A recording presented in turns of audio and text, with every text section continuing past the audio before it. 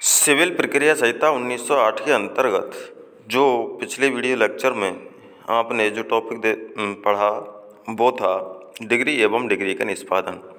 Degree एवं degree के निष्पादन के टॉपिक कंप्लीट होने के पश्चात अब जो टॉपिक आता है वह आता है अपील का। सिविल प्रक्रिया संहिता 1908 के अंतर्गत जो अपील संबंधी प्रावधान हैं वो दिए गए हैं धारा 96 से लेकर के 112 तक, और इसके संबंध में जो आदेश दिए गए हैं वो आदेश 41 से लेकर के 45 तक दिए गए हैं। तो अपील संबंधी जो प्रावधान है उसके बारे में हम डिस्कस करते हैं। तो सर्वप्रथम हम देखते हैं कि सिविल प्रक्रिया संहिता 1908 में के अंतर्गत जो सामान्य सिद्धांत दिया गया है अपील के बारे में उसको विस्तार से देखते हैं। किसी दीवानी विवाद में हमेशा दो पक्षकार हैं। जो भी दीवानी विवाद होता है, सिविल विवाद होता है, उसके कितने पक्षकार होते हैं? दो पक्षकार होते हैं। मामले की सुनवाई करने के पश्चात न्यायालय के द्वारा आदेश दिया जाता है या डिग्री जारी की जाती है तो वह एक पक्षकार के हित में तथा दूसरे पक्षकार के विरोध में होता है। जिसके विरुद्ध निर्णय हो उसे किस नाम से जाना जाता है? व्यथित पक्षकार के नाम से जाना जाता है। न्यायालय के निर्णय में अपील में जाने वाला पक्षकार क्या होता है? व्यथित पक्षकार होता है। अब सवाल है कि अपील कौन कर सकता है? तो इसके संबंध में सिविल प्रक्रिया संहिता के अंतर्गत फर्स्ट नंबर पर दिया है, न्यायालय के निर्णय, आदेश अथवा डिग्री से व्यथित पक्षकार क्या कर सकता है? अपील कर सकता है। विवाद का कोई भी पक्षकार, चाहे वह वादी हो या सहवादी, चाहे प्रतिवादी हो या सह प्रतिवादी, अगर न्यायालय के निर्णय, आदेश अथवा डिग्री से व्यथित है तो अपील कर सकता है। दूसरा है कि अगर व्यथित पक्षकार की मृत्यु हो जाती है तो ऐसी दशा में उसके वैध प्रतिनिधि के द्वारा अपील की जा सकती है। तीसरा है कि अगर वाद की विषय वस्तु या वाद के हित का अंतरण किसी अन्य व्यक्ति के पक्ष में कर दिया गया था तो ऐसा व्यक्ति न्यायालय के निर्णय से प्रभावित व्यक्ति बन जाता है तो ऐसा व्यक्ति भी अपील में जा सकता है, चाहे वह प्रत्यक्ष रूप से मामले का पक्षकार न रहा हो। चौथा है कि अगर न्यायालय का निर्णय लोकलक्षी है तो ऐसी दशा में कोई भी व्यक्ति जो न्यायालय के निर्णय से व्यथित हो तो अपील कर सकेगा, चाहे वह मामले का पक्षकार न रहा हो। तो जो निर्णय होते हैं वो दो प्रकार के होते हैं, एक होता है लोकलक्षी और एक होता है व्यक्तिलक्षी। व्यक्तिलक्षी में केवल वो व्यक्ति ही पर्सनल रूप से क्या होता है? व्यथित होता है। लोकलक्षी निर्णय में कोई भी व्यक्ति, अर्थात वो निर्णय लोक के विरुद्ध होता है तो उसमें कोई भी जो व्यथित व्यक्ति है वो अपील में जा सकता है। तो अपील में जाने का जो अधिकार है वह प्रक्रियात्मक अधिकार नहीं है, वह एक कैसा अधिकार है? सारभूत अधिकार है। तो कभी कभार कंपटीशन में भी आ जाता है ये कि अपील में जाने का अधिकार कैसा अधिकार है, तो ये हमेशा कैसा अधिकार है? सारभूत अधिकार है। लेकिन वह निश्चायक अधिकार या असीमित अधिकार नहीं है। सारभूत अधिकार होते हुए भी इस अधिकार की भी अपनी सीमाएं हैं। उन सीमाओं को या मर्यादाओं को मुख्य रूप से 3 वर्गों में बांटा जा सकता है। नंबर 1 है लॉ अर्थात विधि, दूसरा है मर्यादा अर्थात लिमिटेशन, तीसरा है प्रक्रिया अर्थात प्रोसीजर। तो कहने का मतलब है कि इसमें जो बाउंडेशन लगाई हैं वो 3 बाउंडेशन लगाई गई हैं, जिसमें एक तो विधि की है, दूसरी परिसीमा की है और तीसरी उसकी प्रक्रिया की है। तो सर्वप्रथम हम देखते हैं विधि के संबंध में मूल क्षेत्राधिकार के प्रयोग में न्यायालय ने जारी की गई प्रत्येक डिग्री के खिलाफ अपील की जा सकती है। तो कहने का मतलब है कि कोई भी न्यायालय अगर मूल क्षेत्राधिकार के प्रयोग में कोई भी डिग्री जारी करता है तो उसकी प्रत्येक डिग्री के खिलाफ क्या की जा सकती है? अपील की जा सकती है। अपील में जाने के लिए यह मालूम करना पड़ेगा कि क्या ऐसी अपील करने की विधि के द्वारा इजाज़त है। तो मूल क्षेत्राधिकार में जारी की गई प्रत्येक मूल डिग्री के खिलाफ अपील नहीं की जाएगी। तो कहने का मतलब है कि अगर विधि में अपील संबंधी प्रावधान दिया गया है कि व्यक्ति अपील में जा सकता है तो ही अपील में जा सकता है। अगर विधि ने मना कर दिया है, अर्थात इसके संबंध में कोई स्पष्ट प्रोविज़न नहीं है कि अपील में जा सकता है, तो व्यक्ति अपील में नहीं जा सकता। तो नंबर 1,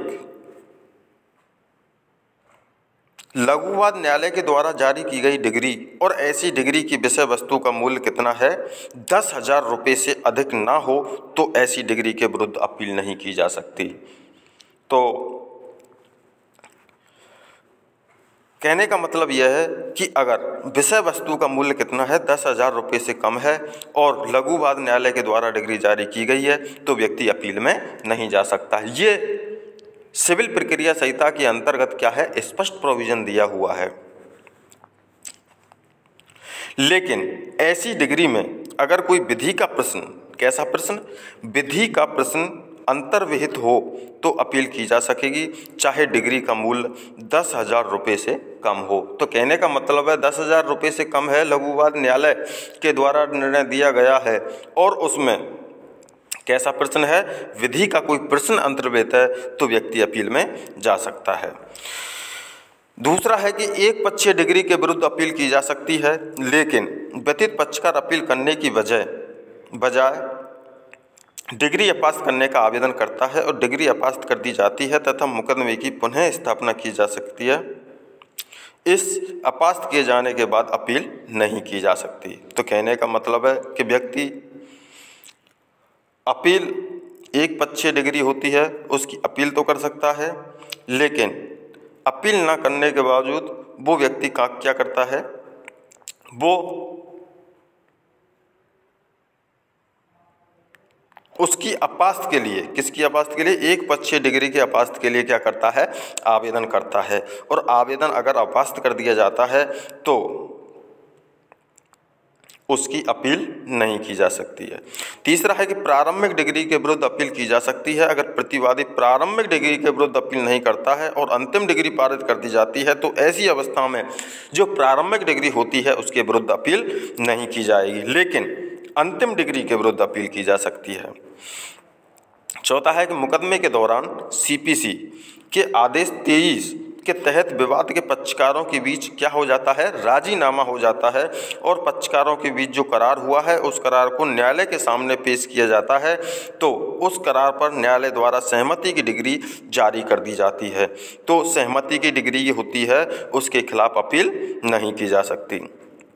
पांचवा है कि डिग्री के खिलाफ अपीलीय न्यायालय ने अपील में निर्णय दे दिया है और उस अपील के खिलाफ द्वितीय अपील सभी मामलों में नहीं की जा सकती, केवल वही मामलों में द्वितीय अपील की जा सकती है, चाहे तो उसमें विधि में अगर स्पष्ट प्रावधान दिया गया है। चाहे प्रथम अपील का विस्तृत अधिकार हो, लेकिन द्वितीय अपील तभी की जा सकती है जब उसमें विधि का प्रश्न हो, तथ्य के प्रश्नों पर द्वितीय अपील नहीं की जा सकती। अगला है कि सर्वोच्च न्यायालय में अपील में जा सकता है, लेकिन यह अधिकार सीमित अधिकार है। संबंधित उच्च न्यायालय के द्वारा प्रमाण पत्र जारी कर दिया जाए तभी अपील में जा सकते हैं, अन्यथा नहीं। इस संबंध में जो प्रावधान दिए गए हैं वो दिए गए हैं भारतीय संविधान के अनुच्छेद 132 और 133 में। जो अनुच्छेद 133 के अंतर्गत सर्वोच्च न्यायालय के सामने अपील की विशेष अनुमति का आवेदन कर सकते हैं, लेकिन ऐसे मामलों में भी अपील की विशेष इजाज़त देना सर्वोच्च न्यायालय की क्या है, विवेक शक्ति है। 2002 के संशोधनों के अनुसार एकल बेंच के निर्णय के खिलाफ डिवीजन बेंच में अपील नहीं की जा सकेगी। अपीलीय आदेश के विरुद्ध द्वितीय अपील नहीं की जा सकती है। केवल उन्हीं मामलों के खिलाफ अपील धारा 104 और आदेश 43 में विहित आदेशों के अलावा नहीं की जा सकेगी। 2002 के संशोधनों ने द्वितीय अपील के मामलों में धन संबंधी सीमा को भी बांध दिया है। द्वितीय अपील तभी की जा सकती है जब विषय वस्तु का मूल्य 25,000 रुपये से अधिक हो, तभी की जा सकती है। तो अपील तभी की जाएगी जब विधि के द्वारा अनुज्ञात हो और यदि विधि के द्वारा वर्जित किया गया हो तो अपील नहीं की जा सकती। तो इसके संबंध में, अपील के संबंध में जो विधि से संबंधित जो प्रावधान थे वो हमने देखे। तो अगला टॉपिक होगा हमारा मर्यादा का, कि मर्यादा के संबंध में क्या प्रावधान दिए गए हैं सिविल प्रक्रिया संहिता 1908 के अंतर्गत। तो ये टॉपिक यही खत्म होता है। Thank you. अगला टॉपिक भी अपील में जो दूसरा पॉइंट है मर्यादा का वो पढ़ेंगे।